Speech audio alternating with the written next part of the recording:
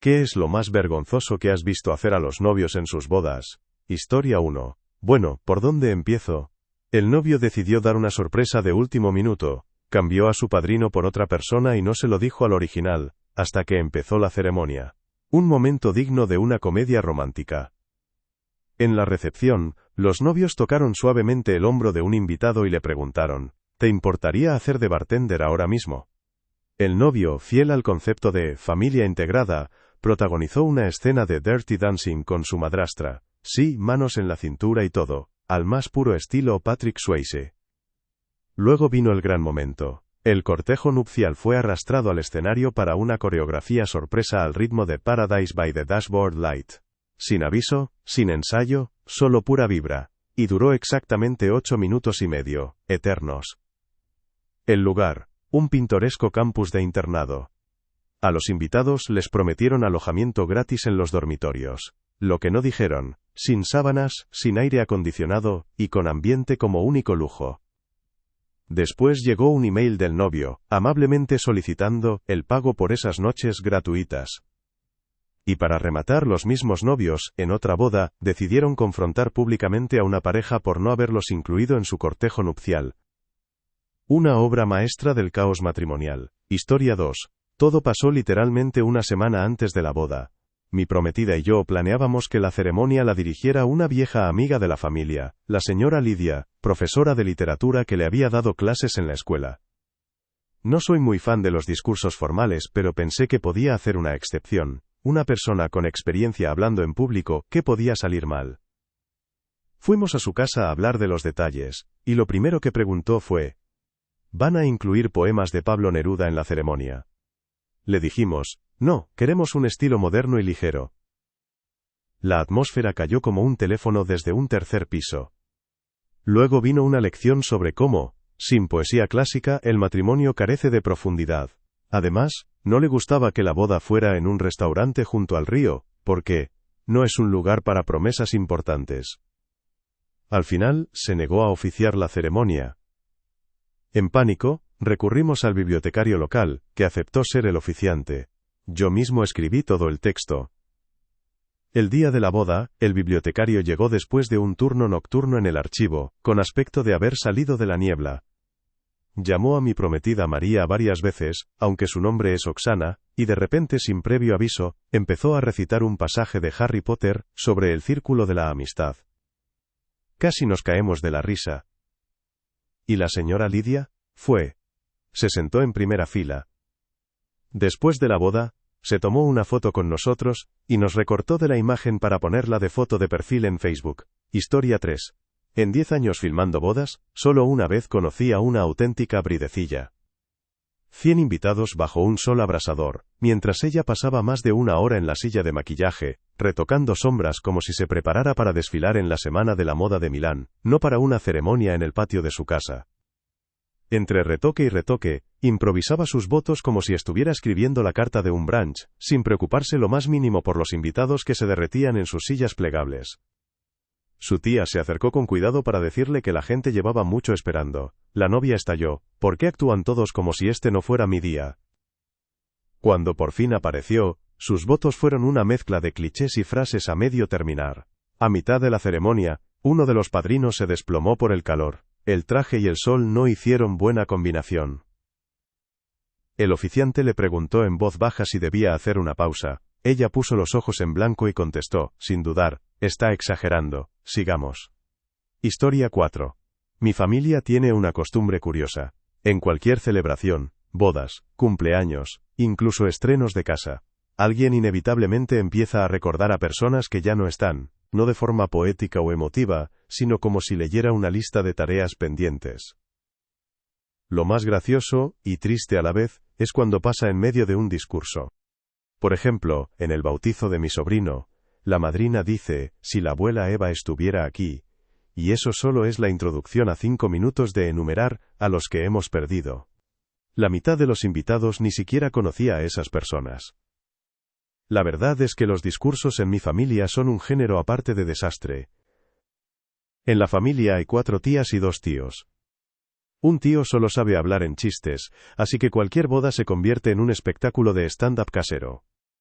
El otro da discursos tan secos que una vez, en un aniversario, habló 15 minutos sobre la nueva manguera de jardín de los novios. Una tía solo abre la boca cuando alguno de sus hijos gana un trofeo o consigue un ascenso. Si no hay premios, no hay brindis. ¿Y la otra?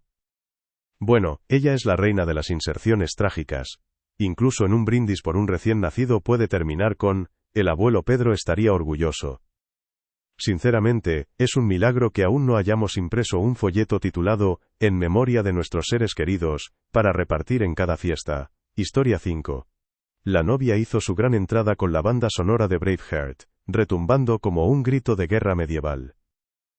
La ceremonia civil express empezó a la 1 de la tarde y terminó antes de que pudieras parpadear. La salida, otra vez con Braveheart, ahora en modo vuelta olímpica. Luego, la madre de la novia anunció con orgullo. La recepción sería a las 5:30 de la tarde. 4 horas y media de espera. Sin acceso al salón. Sin comida. Sin bar. Pero tranquilos, el bar de postres abriría algún día. Como gente sensata, nos fuimos en masa al pub irlandés de enfrente, donde corría la bebida y empezaba a gestarse una pequeña rebelión. Justo cuando todo se animaba, nos hicieron volver, para esperar en un pasillo alfombrado, como refugiados de boda, sin sillas, sin bebidas, sin cena. Solo alfombra beige y arrepentimiento profundo. Cuando los novios por fin llegaron, entraron bajo un arco de palos de hockey, sostenidos por jugadores de floor hockey en uniforme completo. Imaginen una boda real cruzada con la final de una liga amateur. Y sí, sonaba Braveheart otra vez. La sala se vació rápido, algunos volvieron al pub, otros salieron a buscar comida de verdad. ¿Nuestra cena? Una lata de refresco de máquina y un cuadrado de limón servido con el entusiasmo de una auditoría fiscal. Y para rematar, me hicieron sentir culpable para quedarme a ayudar a limpiar, porque, vives cerca, y no tienes excusa. Final perfecto para una catástrofe cinematográfica. Historia 6. Fue una noche que parecía más el episodio piloto de una serie surrealista que una boda. Imagínate, una ceremonia improvisada en la azotea de un parking de supermercado, bajo luces parpadeantes como si fuera una película de terror. A un lado, aires acondicionados, al otro, vistas a una gasolinera y un puesto de perritos calientes. Mi prometido dijo con orgullo que era una vista panorámica de la ciudad. Técnicamente no mentía, si te gustan las panorámicas con bolsas de plástico volando y olor a gasolina. Fue idea suya, sorpresa. Sorpresa de lugar, sorpresa de invitados, sorpresa de mi tía que llegó desde otra provincia con 2 bolsas de empanadas. El oficiante lo consiguió un vecino. Apareció en pantalones cortos y con una gorra que no se quitó. Se presentó como Pedro, pero mis amigos me llaman Cobra, y pidió el pago por adelantado por si cambiaban de idea. La ceremonia empezó. Me llamó 3 veces por otro nombre, primero Margarita, luego Valentina, a la tercera lo dejé estar, sería Valentina por esa noche.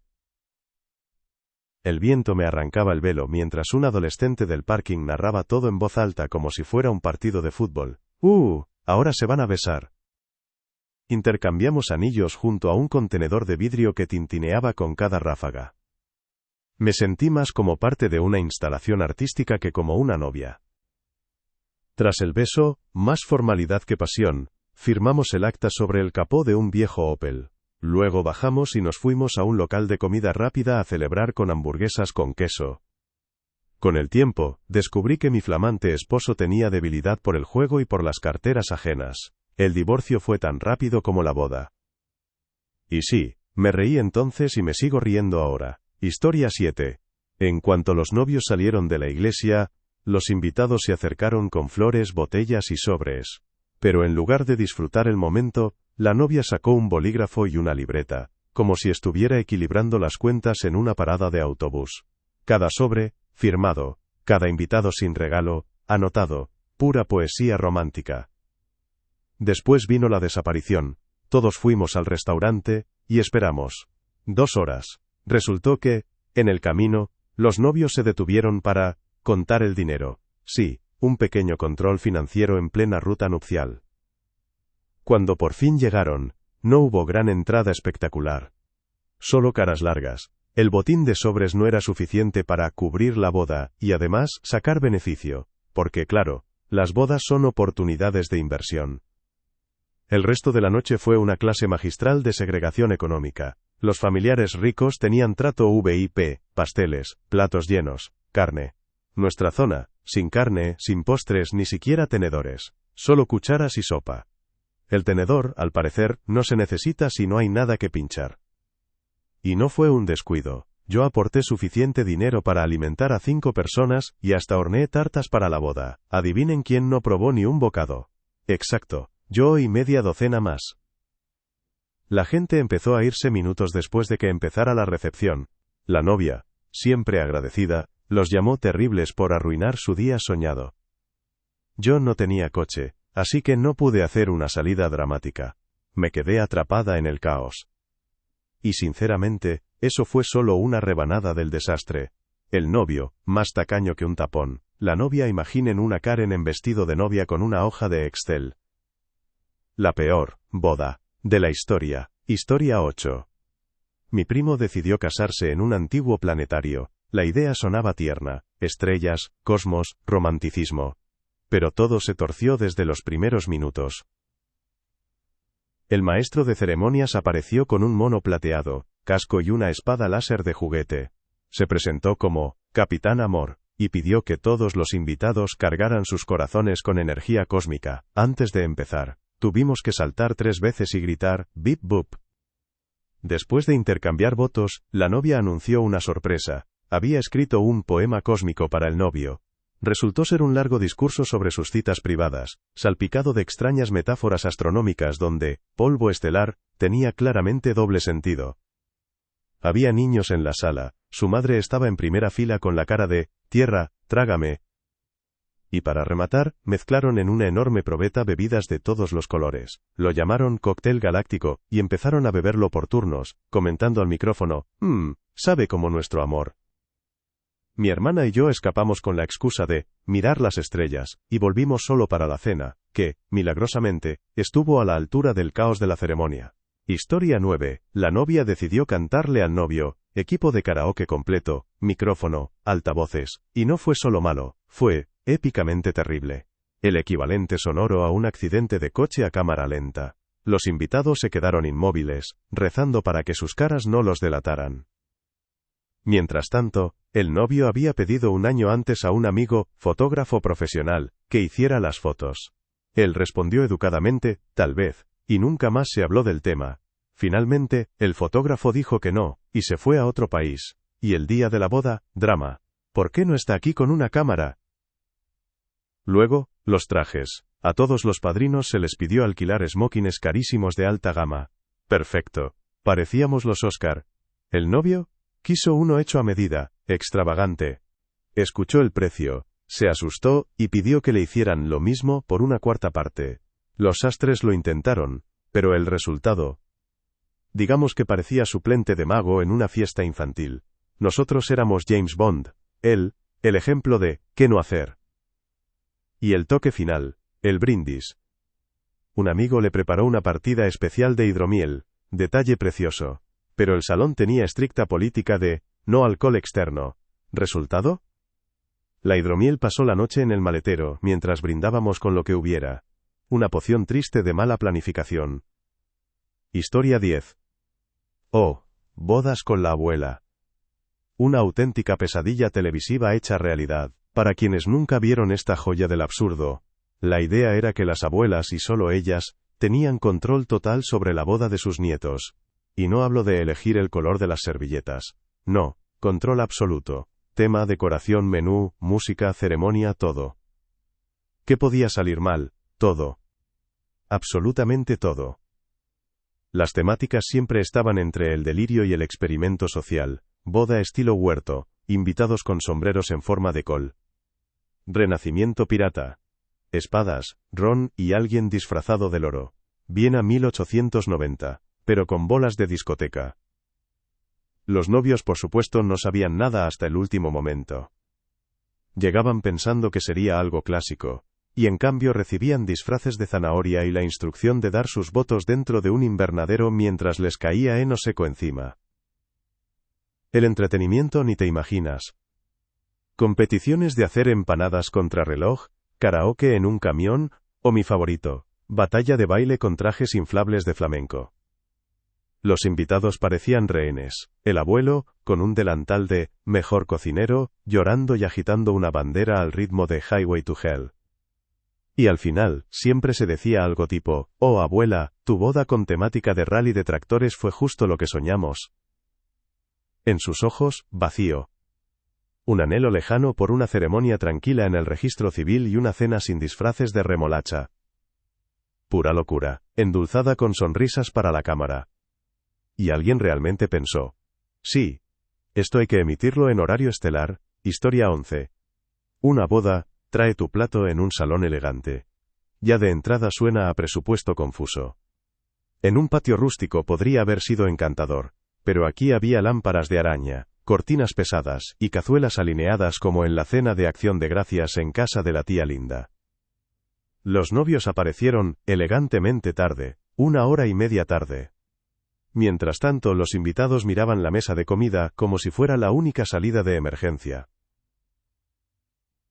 Luego el padrino se levantó para dar su discurso, y decidió que improvisar significaba 25 minutos de reflexión sin chistes sobre los sentimientos y la futura amistad de la pareja, como si el matrimonio instalara automáticamente el paquete, mejores amigos para siempre. Sin ritmo, sin gracia, solo un monólogo espiritual que parecía más un chequeo de vibra que un brindis.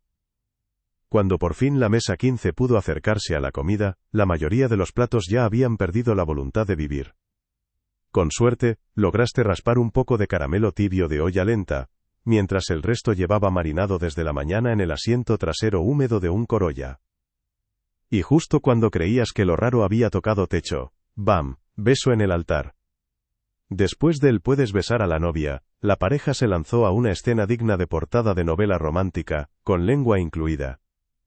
Frente a toda la iglesia. Tanto que el pastor tuvo que intervenir a media bendición. Bueno, ya está bien, probablemente deseando haber traído un spray de agua. Sinceramente, esta boda parecía organizada por un comité de tableros de Pinterest, lasañas tibias y hormonas descontroladas, historia 12. En la boda, las damas de honor prepararon un número cómico para la novia. La trama consistía en fingir que habían perdido el ramo de boda.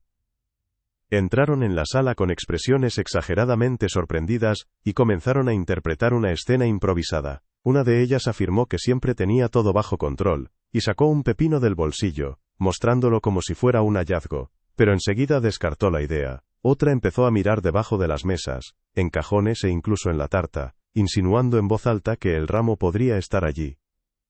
Los invitados evitaban el contacto visual, y fingían estar concentrados en la comida o en sus teléfonos. El momento culminante llegó cuando la tercera dama se detuvo junto a la puerta y con fingida revelación, comentó que tal vez el ramo estaba con la novia. La novia, que no sabía nada sobre la actuación, levantó la mano con el ramo y explicó que lo había tenido todo el tiempo. En la sala reinó el silencio, seguido de unos aplausos educados. Entre los invitados, se oyó un comentario en voz baja que decía que había sido algo bastante raro. Historia 13.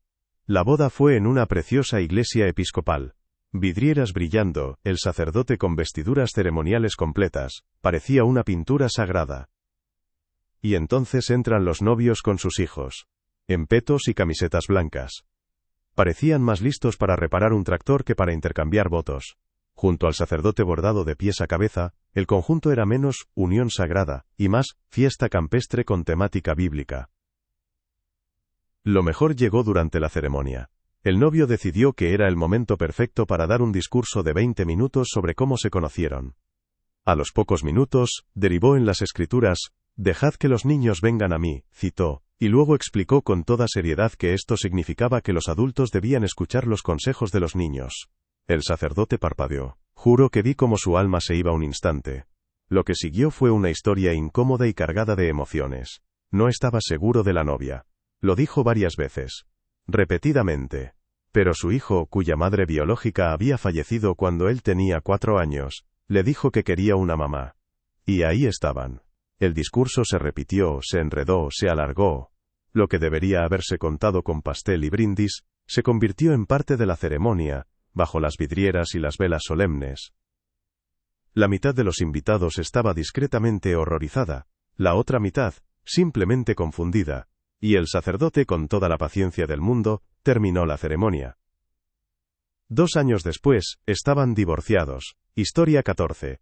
Probablemente fue el plan de escape de una boda más exitoso e involuntario que haya escuchado. La boda organizada por una prima no tenía nada que ver con una celebración alegre con bailes y vino. La atmósfera recordaba a una sombría conferencia en un buffet que parecía más una prisión. La comida era lamentable, pollo tibio con textura de decepción y patatas que parecían admitir su derrota. La música sonaba, pero bailar estaba prohibido. Se podía escuchar pero no disfrutar, lo que creaba el efecto de un DJ que se burla del público en una especie de discoteca silenciosa en el purgatorio. La disposición de los asientos parecía un experimento social. Las familias fueron separadas y colocadas al azar en mesas con completos desconocidos, como si fuera un concurso llamado Supervivencia edición boda. Incluso la abuela y el abuelo, que llevaban juntos más tiempo del que probablemente duraría el matrimonio de los novios, fueron ubicados por separado. Todo cambió cuando la abuela se levantó, miró al abuelo y se marchó con él a un pequeño restaurante cercano para comer algo decente y tomar una cerveza. Otros familiares se unieron y la noticia empezó a circular entre los invitados. Poco a poco comenzó un éxodo silencioso. Uno tras otro, los asistentes abandonaron el salón frío y llegaron al pequeño restaurante, donde compartieron pintas y platos calientes, riendo y conversando. En poco tiempo, más de 20 invitados estaban allí pasándolo bien, mientras en el banquete oficial, la música seguía sonando para cuerpos inmóviles y confundidos. Los novios permanecían en silencio, sin entender a dónde se había ido la mitad de la gente. Después de aquello nunca volvieron a invitar, y ese fue, probablemente, el mejor recuerdo que dejó aquella boda. Historia 15. El día de mi boda, tuvo uno de los momentos más hermosos que jamás recordaré. Mi hermano, junto con nuestra banda, nos sorprendió con una interpretación preciosa de una canción de Juan Luis Guerra, nuestra favorita absoluta. En cuanto empezó a cantar, todo lo demás desapareció. Mi esposa y yo llorábamos, de esas lágrimas buenas. Era como si el mundo se hubiera detenido solo para nosotros. Fue perfecto. Durante 5 minutos. Luego, mi suegra, que al parecer tiene alergia crónica a no ser el centro de atención, decidió que ese momento mágico era su señal. De la nada, arrastró a un primo segundo lejano de su lado de la familia. No lo conocíamos, nadie en nuestra mesa lo conocía.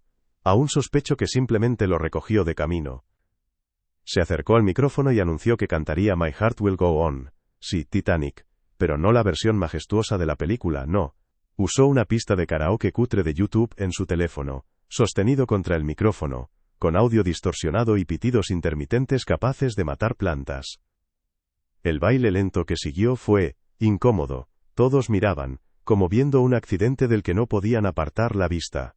Lo cortamos antes, por piedad, y mi suegra se enfadó, como si hubiéramos destruido su gran sueño al no bailar toda la segunda mitad de la balada de Celine Dion. Ese momento no apareció en el vídeo final de la boda. Así que para mí, es como si nunca hubiera pasado, y sinceramente así me gusta recordarlo. 10 años casados, seguimos fuertes, y por suerte, sin más versiones improvisadas de Titanic. Historia 16. Hace unos 10 años, mi hermano trabajaba como gerente de una gasolinera, y contrató a una mujer que más tarde sería la mitad de la que probablemente fue la pareja de boda más caótica que haya conocido. A los pocos meses de empezar, ella pidió unos días libres para casarse, algo que parecía totalmente normal. Una semana antes de la boda, llegó al trabajo visiblemente emocionada, y quiso mostrar su nuevo tatuaje. En la parte superior de su espalda, desde los omóplatos hasta casi la cintura, tenía un enorme logotipo verde neón de Monster Energy, tan grande y llamativo que parecía un contrato firmado con el mismísimo Apocalipsis. Resultó que su futuro esposo tenía exactamente el mismo tatuaje. Ella estaba convencida de que era la decisión perfecta, incluso si la empresa intentaba reclamar derechos, ya que, según decía, aquello no podía borrarse de su cuerpo. La boda fue con temática de camuflaje. La novia llevaba un vestido con la espalda descubierta para lucir el logotipo en todo su esplendor, junto con tacones y velo de camuflaje. El novio apareció sin camisa, con pantalones, botas, pajarita y gorra de camuflaje, como el cazador de patos más comprometido rumbo al baile de graduación. El sol iluminaba sus espaldas, y los logotipos brillaban bajo una capa de vaselina, como dos faros gemelos de amor y malas decisiones. El matrimonio duró 7 meses. Historia 17. En noviembre de 2018 asistí a la boda de unos viejos amigos de mis suegros. Era una pareja de más de 60 años que llevaba décadas junta y finalmente decidió casarse. El novio había servido en la Marina, y como la boda coincidía con el Día de los Veteranos, invitó a varios amigos militares de diferentes ramas. Durante su brindis, hizo una señal al DJ, y empezaron a sonar los himnos militares, uno tras otro. Fue llamando a los presentes para que se pusieran de pie, según su rama de servicio. Nadie esperaba algo así, ni siquiera los veteranos. Se miraban entre sí y se levantaban lentamente, con la expresión de quien ha sido reclutado de nuevo. Mientras tanto, los invitados civiles miraban sus copas y esperaban a que terminara el desfile sonoro que duró unos 5 minutos. La intención fue hermosa, pero la ejecución resultó incómoda. Más tarde, la novia, ya muy animada, se quitó los zapatos y comenzó a bailar descalza con sus amigas. Todo fue diversión hasta que dio un mal paso, se torció el tobillo y cayó al suelo. Se reía pero pasó el resto de la noche con una bolsa de hielo sobre el pie y se fue a casa con una bota ortopédica. Durante el mes siguiente caminó cojeando, como una pirata que ha perdido su brújula. Historia 18. Asistí a la boda de unos compañeros de clase de unos 22 o 23 años. El ambiente era algo nervioso, pero en general todo iba bien. Hasta que llegó el momento del pastel. En algunas tradiciones, después de cortar el pastel, la pareja se da de comer un bocado, y de forma juguetona se mancha un poco la cara con la crema. La novia, antes del evento, había pedido en repetidas ocasiones y con total seriedad que el novio no lo hiciera. Lo dejó claro tantas veces que era imposible no entenderlo. Durante la ceremonia, el novio ignoró la petición y en lugar de un gesto ligero, tomó un trozo entero de pastel y lo aplastó contra su cara, cubriéndole los ojos y las pestañas de glaseado. La sala entera se quedó en silencio. La novia, entre el shock y la ira, se levantó de la mesa y se marchó hacia una sala en la parte trasera del local, dejando al novio solo. Cuando él intentó seguirla, las damas de honor y la madre de la novia lo detuvieron. Ella no volvió a aparecer en más de una hora. Los invitados permanecieron en un silencio tenso, bebiendo vino tibio y escuchando la discusión al otro lado de la pared, donde ella lloraba, y él pedía disculpas en voz alta. Finalmente, una de sus tías salió al salón, pidió al personal que recogiera las mesas y pusiera música, intentando devolver el ánimo festivo, pero ya no quedaba nada de celebración. La pareja permaneció junta solo 2 años después de aquello. Sabiendo cómo empezó, resulta sorprendente que duraran tanto. Historia 19. Esta era la historia de unos conocidos de conocidos. Ella era una joven extremadamente protegida, de un pequeño pueblo, devota, dulce y muy ingenua, del tipo que aún puede decir caracoles sin ironía. Él era todo lo contrario, bastante mayor, ya casado y con 2 hijos. Pero entre estudios bíblicos y decisiones cuestionables, ella se enamoró perdidamente. Finalmente él dejó a su esposa, sin disputas de custodia ni ataduras, y pasó sin problemas a la versión esposa 2.0. La boda se celebró en la iglesia de su ciudad natal, con bancos acolchados y una sencilla cruz de madera al frente. Durante sus votos, el novio rompió a llorar y pronunció un largo discurso sobre cómo nunca había conocido el verdadero amor, cómo ella era la única mujer con la que había querido casarse, y cómo toda su vida anterior había sido un invierno sin alegría. Sus 2 hijos probablemente se preguntaban qué significaban ellos en toda esa narración. Cuando llegó el turno de la novia se quedó inmóvil mirando al frente en silencio. Tras una breve pausa, comenzó a sonar música, y ella empezó a cantar una canción compuesta por ella misma. Sus votos eran una balada, una pieza casera con rimas y ritmo dignos de una tarjeta de felicitación mal traducida.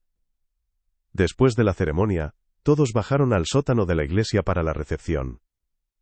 El ambiente no era precisamente festivo, techo desmontable, luz fría fluorescente, y de alguna manera terminé cortando el pastel del novio, que consistía en 2 enormes pasteles, con forma de NASCAR cubiertos de calcomanías comestibles. Cortarlo significaba destrozar la cara de Dale Earnhardt. Quité las imágenes y corté lo que quedaba. Mientras tanto, mi amiga se encargaba del pastel de la novia, un bizcocho seco bajo una gruesa capa de fondant sin nada de crema, como una mezcla de esponja y yeso comestible. El buffet era más propio de una fiesta infantil. Mini salchichas, cubos de queso, gelatina con frutas, y un ponche rosa fosforescente servido en vasos de papel. No había alcohol ni baile, ya que la religión de la novia no lo permitía, así que todos se quedaron sentados. Cuando partieron hacia su luna de miel, no lo hicieron en una limusina ni con una gran despedida, sino en un carruaje tirado por caballos que avanzaba lentamente por un asfalto agrietado rumbo al único hotel del pueblo, que tenía todo el encanto de un motel barato de carretera. Historia 20. En una ocasión trabajé como DJ en la boda de una pareja que desde el principio mostró señales de alerta. La primera fue ofrecerme reducir mi tarifa a cambio de una reseña positiva. La idea de recibir 5 estrellas falsas en lugar de cobrar lo acordado, no me resultó nada atractiva. La siguiente exigencia fue hacer una mezcla en vivo para su primer baile. Era algo que hacía habitualmente, pero la pareja no tenía ninguna habilidad para bailar. Su coreografía fue torpe, rígida, y parecida a una caída en cámara lenta sobre hielo. Aún así, sus familiares reaccionaron con entusiasmo, aplaudiendo y celebrando como suele ocurrir en las bodas. Al final de la recepción, el novio incluso me dio propina y elogió mi trabajo, por lo que me fui con buenas sensaciones. Sin embargo, a la mañana siguiente, probablemente todavía afectado por la resaca y el estrés, me envió un correo con supuesta crítica constructiva, que luego se transformó en una exigencia de disculpas y en la negativa a pagar el resto del dinero. Después desapareció por completo. Poco tiempo después, el coordinador de la boda me contactó para decirme que la pareja estaba furiosa por cómo había resultado su primer baile y que exigían un descuento. El baile lo habían creado ellos mismos, y yo lo mezclé exactamente como me lo pidieron. Aún así, decidieron culparme de su propia torpeza. Finalmente renuncié al resto del pago y me alegré de dejar atrás aquel espectáculo caótico. Historia 21. Hace muchos años, mi tía cometió un error fatal. Mentir con absoluta confianza. Llevaba tiempo presumiendo ante sus amigas de que hacía el mejor pilau, un arroz aromático con especias, hierbas, carne, y una buena dosis de autosuficiencia. En aquella época, servir pilau en una boda no era solo elegante, era un signo de distinción. Significaba que la anfitriona era refinada, con mundo, probablemente con más de una cuchara de servir. Cuando una amiga cercana estaba organizando una boda enorme y buscaba a alguien que cocinara pilau para 500 invitados, la elección parecía obvia. Mi tía aceptó con entusiasmo, teatralidad y sin la menor idea de cómo preparar el plato. Su plan fue, como mínimo, creativo. En lugar de confesar o buscar una receta, decidió fingir que era imposible cocinarlo. El día de la boda, cuando el resto ya llevaba horas trabajando, apareció tarde en la cocina con el aire de una chef famosa después de un golpe en la cabeza. Empezó a pedir ingredientes extraños, especias raras, frutas fuera de temporada, cualquier cosa que sonara culinaria pero que no tuviera nada que ver con el pilau. Incluso pidió ciruelas para el arroz. Por desgracia para ella, el equipo de la boda estaba muy bien preparado. Todo lo que pedía aparecía. Alguien sacó una bolsa de ciruelas como si fuera lo más normal del mundo. Atrapada por su propia mentira, pidió que todos salieran de la cocina para poder concentrarse. Cuando se quedó sola, salió por la puerta trasera, cruzó el patio y desapareció en el bosque más cercano, como un fantasma victoriano huyendo de un escándalo. Nunca regresó, su bolso quedó sobre un taburete de cocina. La novia, al enterarse, rompió a llorar y tuvo que improvisar la preparación de arroz en ollas industriales con la ayuda de los vecinos. Desde entonces, a mi tía no le confían ni el pilau ni las bodas. Historia 22. En la escuela secundaria, uno de mis compañeros de equipo de hockey se enteró de que iba a ser padre. Era su penúltimo año. Su novia estaba embarazada y, para sorpresa de muchos, no se vinieron abajo. Decidieron casarse. La boda fue un evento caótico, sincero y sin pretensiones, del tipo que solo ocurre en la vida real. La ceremonia la ofició su padre, que también era nuestro entrenador. La mitad de los presentes eran familiares, y la otra mitad, compañeros de equipo. El lugar elegido fue un restaurante Golden Corral, con la ceremonia junto a la fuente de chocolate y la recepción a pocos metros, en la barra de puré de patatas. No había código de vestimenta, solo vaqueros de domingo y polos que no olieran al vestuario. Para hacerlo más surrealista, esa misma noche teníamos un partido. Pasamos de las promesas matrimoniales al hielo directamente. El equipo contrario se enteró de la boda, y no dejó de molestarle durante todo el encuentro. No recuerdo si ganamos, porque el hockey escolar es una mezcla difusa de sudor, viajes en autobús, y listas de reproducción atronadoras en el vestuario. Pero esa noche quedó grabada en la memoria. 7 años después, tienen un segundo hijo. Él es oficial de la Fuerza Aérea. Ambos niños juegan al hockey, y él entrena, arbitra y vive plenamente como padre hoquístico. He visto a su padre en algunos partidos de exalumnos, y, sin duda, les va muy bien. Es una auténtica historia de amor. Historia 23. 5 minutos fueron suficientes para perder mi anillo de boda. Acabábamos de casarnos, y todavía estábamos en esa nube de felicidad cuando el fotógrafo nos llevó al viñedo para unas fotos antes de la recepción. Mi esposa me había recordado al menos una docena de veces que ajustara el tamaño del anillo. Por supuesto, no lo hice. Así que, durante un gesto romántico, salió disparado de mi dedo y desapareció entre las vides como si quisiera escapar del compromiso. El pánico fue inmediato. Los tres, mi esposa, el fotógrafo y yo, empezamos a arrastrarnos entre las hileras de uvas, yo empapado de sudor y murmurando disculpas, ella con el vestido arrastrándose por el suelo y la cámara abandonada a un lado. Los invitados esperaban en el salón mientras nosotros parecíamos buscadores de tesoros en misión urgente. 15 minutos después, lo encontré y casi lloré de alivio, pero mi traje estaba completamente empapado. Mi cuerpo tiene una forma muy clara de reaccionar al estrés, sudar como si hubiera corrido un maratón en una sauna. La fina camisa blanca se convirtió en una segunda piel transparente que me envolvía como si acabara de salir del agua. Entramos en la recepción, la gente aplaudió, el fotógrafo explicó el retraso y todos rieron. Yo intenté reír con ellos, pero estaba tan avergonzado que ni siquiera toqué la cena. Finalmente decidí cambiar de estrategia y me emborraché. Después del tercer trago, la vergüenza desapareció y la noche se convirtió en una de las mejores de mi vida. ¿Lo repetiría? No. Me sigue dando vergüenza. Sí. Pero ahora es una gran historia para contar. Historia 24.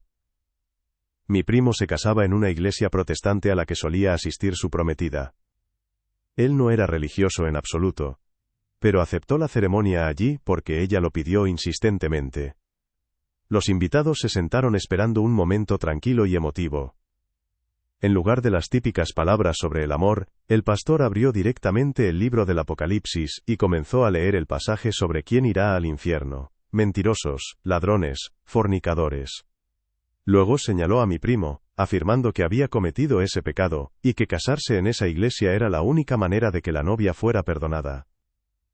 Después empezó a recorrer con la mirada a todos los presentes, como buscando culpables, acusando a personas concretas de pecar, comentando la ropa que llevaban y nombrando a cada uno. Aquello duró hora y media. No hubo votos, ni intercambio de anillos, ni beso, solo un torrente de juicio y tensión. Al final cerró su sermón con una breve bendición y dio paso a la recepción. Allí, mi primo, furioso, tomó varias cervezas de golpe y pidió al DJ que pusiera música que el pastor había llamado del diablo durante la ceremonia. Bailó como si intentara sacudirse de encima todo el peso del acto religioso. La novia, que por lo visto estaba de acuerdo con la idea del sermón, acabó llorando a mitad de la fiesta, mientras el pastor desaparecía sin que nadie lo notara. Lo que debía ser un día de celebración terminó como una emboscada espiritual seguida de una rave de rebelión. Después de aquello, tuve claro que jamás me casaría.